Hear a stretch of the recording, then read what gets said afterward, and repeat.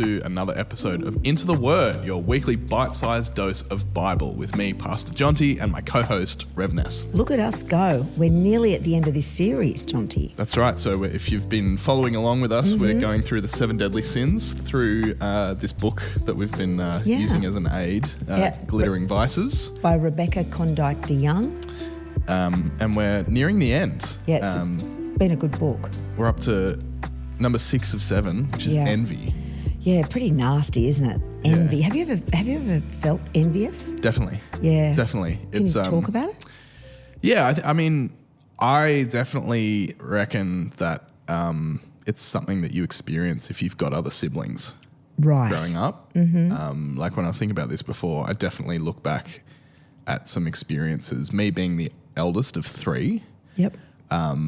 It's that classic eldest child thing of like you feel like you had things held back for you, and then your younger siblings get them or get to do things earlier than you did. And that sense of like, hang on, that kind of envious feeling of like, you got a phone when you were 9 and I had to wait till I was, like I know. dumb stuff like that. But like that was almost like the first thing that crossed my mind there. But as an adult, I definitely feel professional envy. Okay, that's interesting.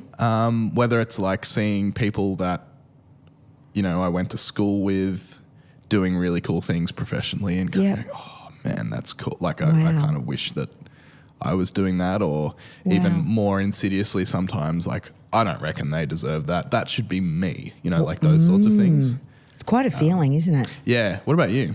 Yeah, I definitely have. And certainly I can relate to the childhood stuff. My sister always got stuff earlier and I had to wait.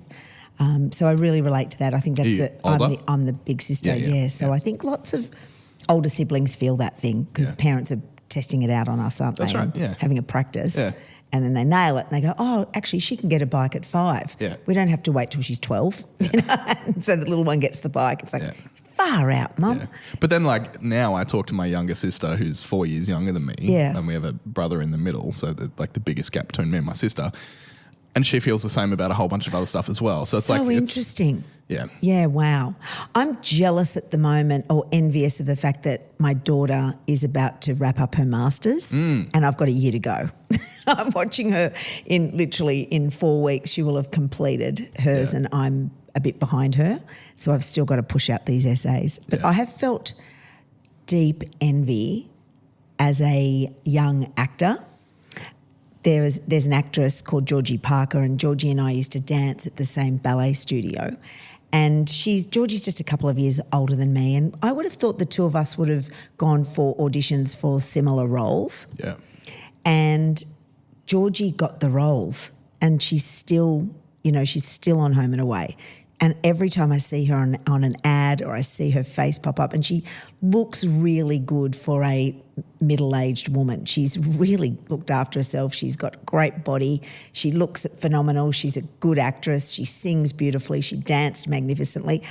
Oh, that gives me the shits. Yeah. It makes me really envious that I didn't get those same opportunities that she did. Yeah. That's just jogged a memory of me for me as well. When I was playing in a band that I used to be in, I was the youngest in that group of 4 by quite a significant, not a significant distance, but by like 6 or 7 years. I was 6 or 7 years younger than the next youngest person in the band. And they'd been playing as a group for about 5 or 6 years before I joined. And they were telling me this story. And I won't say the name of the other band, but people that are tuned into that kind of world will know exactly who I'm talking about. Yeah.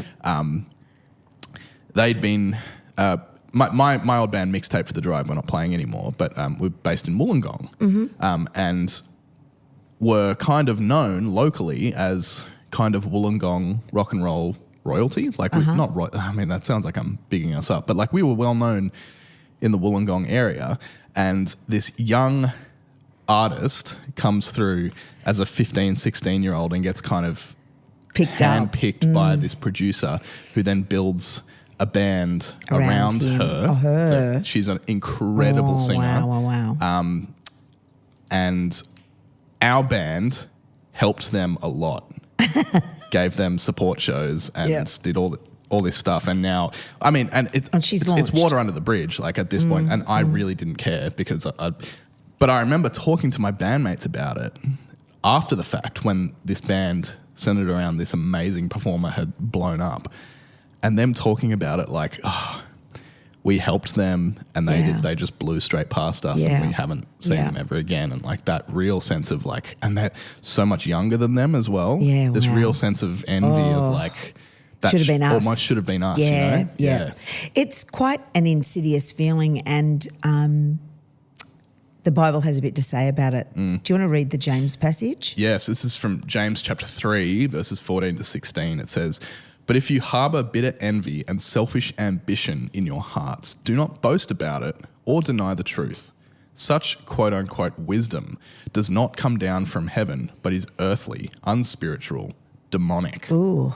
For where you have envy and selfish ambition, there you find disorder and every evil practice." It's pretty intense, isn't it? Yeah. Doesn't make me feel very good. James doesn't hold back. No, it goes hard. That's part of why I particularly love the book of James, because it's so direct and so unambiguous in a lot of what he's saying. Saying it how it is. That's right. Very authentically. And Richard Foster, theologian, says, envy awakens in us when we feel inadequate about our own gifts and abilities and begin to resent the gifts and abilities of others. Look at us go. Yeah. That's the thing. That's exactly it. Yeah, I was always quick to say that Georgie was an amazing dancer. I remember she did some live performances and she was in musicals and she was just so beautiful and elegant to watch and gorgeous and the whole thing. But boy, I was envious. I wanted to be that. I wanted that part. You know, I was just clearly not nearly as good as her. And Rebecca Condike de Young in her book says, if we think about the people we envy and why we envy them in particular, a pattern starts to emerge. Enviers don't usually envy those who are far removed from their lives and lifestyles or who are vastly more talented or successful than they are. They tend to envy people to whom they might actually be compared unfavourably. That is, those who are just like them, only better. That rings so true. In your face. As well, particularly in high school when I was playing a relatively high level of cricket, I was never going to be good enough to make it. But I was certainly, for a handful of years, I was playing with and against guys that I now see in the team sheets for the Sheffield Shield sides. And really? Playing Big Bash cricket and things like that. Yeah. Around Is that a that New South time- Wales level? Yeah. People getting Cricket Australia Jonty. contracts and things like that. I remember what it was like back then, comparing it, like it was like this massive and I'm talking when I'm like 15, 16. Beyond that, I was never, and even then I was never in that same ballpark, but I was maybe just good enough to have just dipped my toe into that world of those players who knew that they probably were going to be pursuing this as a profession. And the comparison and the envy of like, oh my goodness, this person is... Look at that cover drive. That is stunning. I want to be that player. And then 5-6 years later, like I remember watching cricketers will know who Matt Renshaw is. He's my age. Watching him hit, I was at the ground at the SCG when he hit 180. Wow. And that real sense of, I wonder, could I have done that? could I have done that? Yeah. And the answer is no, because that's not where my life was headed. And I don't actually harbour any ambition to be a professional cricket player because for a whole stack of reasons, but certainly younger and younger as I got back to like 15, 16, that was a real like, I was envious of, and it wasn't because they were so much better than me. It was actually because we were close enough in ability that there was a real like potential that we were at the same level. We were playing in the same competitions. And so I totally resonate with that that quote from this book where it's not about the things that are so far out of reach. It's actually the things that are directly in comparison with ourselves. That's where that envy comes through. Yeah, it's so interesting.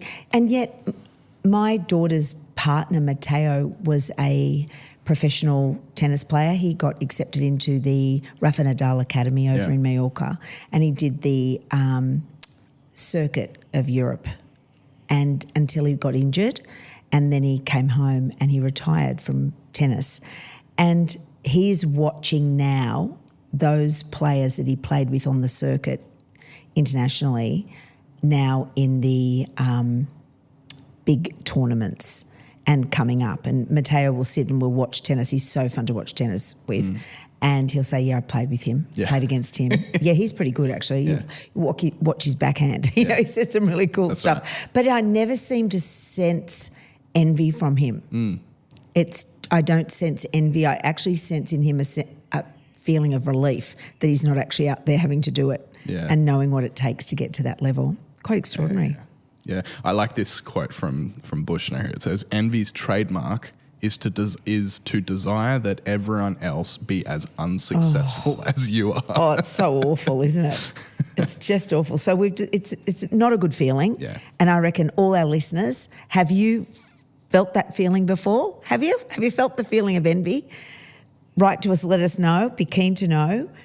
There is a good news story to this. There is a growth journey that we can partake in. That's right. You know? And the vice is envy, but the spiritual virtue is contentment. With a formation practice of gratitude, which I thought was interesting. Have you actually felt contentment, Jonty, around your music and around your cricket? Oh, I certainly, in terms of the cricket stuff, like, I'm so content not playing cricket for so many reasons. And I feel really lucky to be there because there genuinely isn't any desire to pursue that, and that I haven't had that desire for years. But I know people my age and around my age who are in a similar position who still harbour that kind of envy and resentment. And that should have been me. It can ruin your life, can't it? And I think, like, for me, a big part of it is, like, I look at where I am now with my life and what my weekends look like. And if I was still pursuing cricket, if I was going to be totally honest and truthful about where I would be now if I was still pursuing cricket, it would be in the Sydney grade system. It wouldn't be anything above that. Yeah, right. And so I'd be training 2 or 3 times a week and committing 1 or 2 days of my entire weekend. Body would be sunburnt. And I'm engaged. Yeah. I've got all these other things going on in my life Claire that now... would be a cricket widow. That's right. And I now have all this time that I get to have a invest life into other things that I wouldn't have otherwise. So there's a lot of contentment for me there that, like, that doesn't bother me anymore. I've got contentment too. It's super interesting. I still cast for things and I do auditions and I do home tests and I film myself doing the scripts and I mail them off, send them off. And then I actually have contentment these days. I'm not left harbouring any sense of, I hope I get it. I really hope I get the job. That's from Chorus Line, if you know your movies and your musical theatre, Jonty. And I actually feel content just almost to be invited to audition for some of the things that I get to audition for.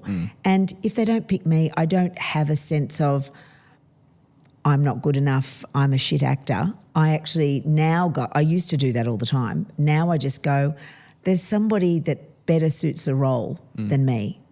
There is somebody the right height, the right body shape, the right hair length, the right tone in their voice. They're better suited, you know. And I think that's okay. That's God's taken me on another tangent in life, and that deep desire of my heart kind of got taken away because I think the desires of my heart now match God's desires, which is a little bit different these days. That was profound for me to say that. I don't think I've ever shared that. There you go. Yeah. Yeah. Should we read these last couple of quotes? Yeah. So DeYoung says, as a spiritual problem, envy requires a spiritual solution. To overcome envy, we need to discover the depth of personal contentment.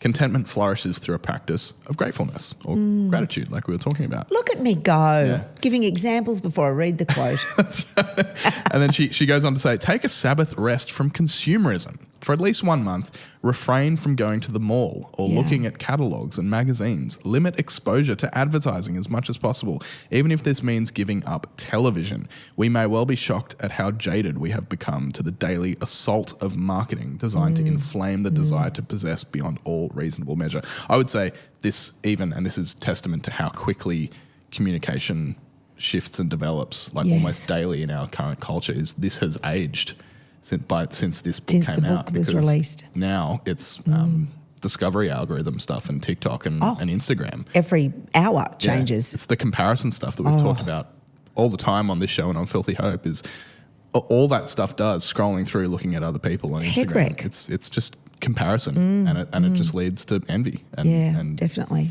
all that other stuff that we talk about all the time. So take a break. Yeah. Practice gratitude.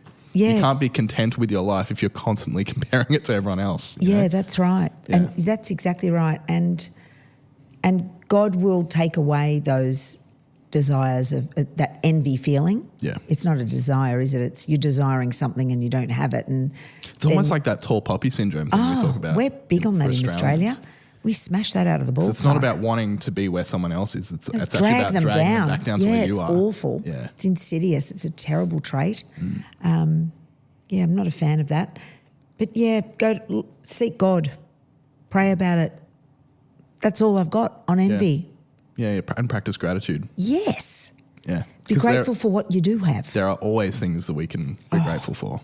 100%. Lots of, I know a friend of mine, his family, I don't know if they still do it, but for a while during COVID around the dinner table, they would all go around the table and say things that they were grateful for that day. How as an magnificent. exercise. And they started, a few of them were like, this is dumb, don't make me do this, Dad. But now, like, I don't It's know a if pattern. I don't know if they do it now, but like they actually were looking forward to it each day. It's beautiful. Yeah, there are always things we can be grateful for. Nice people. I want them to be my friends. Yeah. Thanks, Jonty. Thanks, Ness. And like you say, if people want to contribute to this and chat to us about anything related to this, email us. Yeah. In the usual place. Links down below. And we've got one more. Next week we'll Yeah. be back to round out the 7 deadly sins with Pride. Ooh, After which we'll be straight into Advent. can you believe it? Crazy how fast this year is going. Flying. But yeah, thanks for chatting, Ness. Yeah, you too, brother. And we'll see you guys next week for another bite-sized dose of Bible. See you then.